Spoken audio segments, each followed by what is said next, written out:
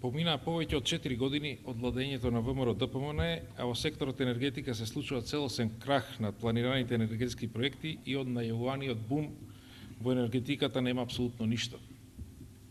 Не е започната изградбата на ниту еден нов енергетски објект најавен од страна на владата на Република Македонија.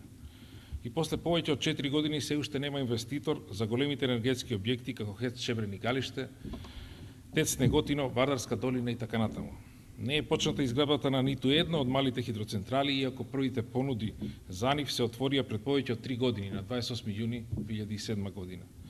Причините за ваквата катастрофална ситуација во енергетиката се бројни: неквалитетна тендерска документација, нереални техноекономски параметри во тендерите, сложена, недоречена и неспроведлива процедура за добивање на дозволи за градба и така натаму. Например, Законот за концесија за води и Законот за концесија на државно неизградено земјиште оневозможуваат инвеститорот што на тендер е добил концесијата за водата по автоматизам веднаш да добие концесија за земјиштето на кое што таа вода се наоѓа и од инвеститорите се бара да платат уште една концесија за земјиштето. Конечниот резултат е што и после повеќе од 4 години на терен нема почнување со изградбата на ниту еден од енергетските проекти. Владата пред околу 16 месеци подпиша рамковна спогодба вредна 5 милиони евра за консултантски услуги за енергетски проекти со еден домашен и два странски конзорциуми, а досега не склучи ниту еден договор за јавна набавка за конкретна консултантска услуга со овие конзорциуми.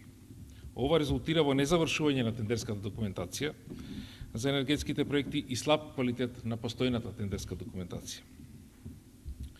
Владата ја усвои стратегијата за енергетика изработена од МАНУ, а во пракса стратегијата не ја спроведува. Не е усвоен динамички план на активности за спроведување на стратегијата, не се дефинирани изворите на финансии за спроведување на стратегијата, не е започната работата на ниту еден од предвидените проекти со стратегијата. Со еден збор, сега за сега стратегијата е само мртва буква на хартија.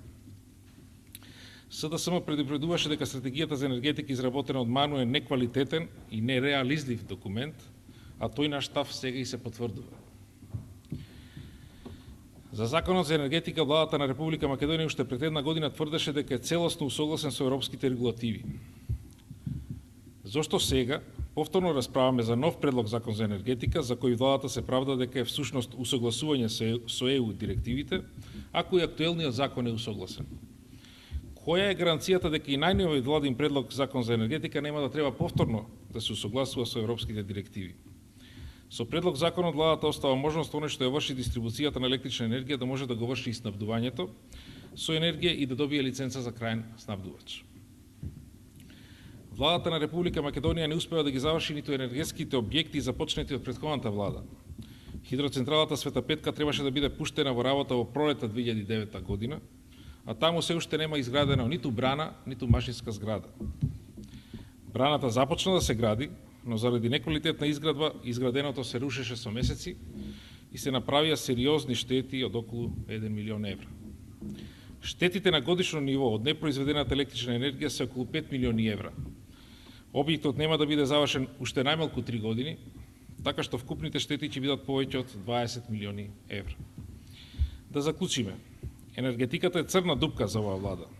Не само што нема ништо од нови проекти, туку се прават штети онаму каде што се работи. Човек да не знае дали е подобро да работат нешто или е подобро воопшто ништо да не работат.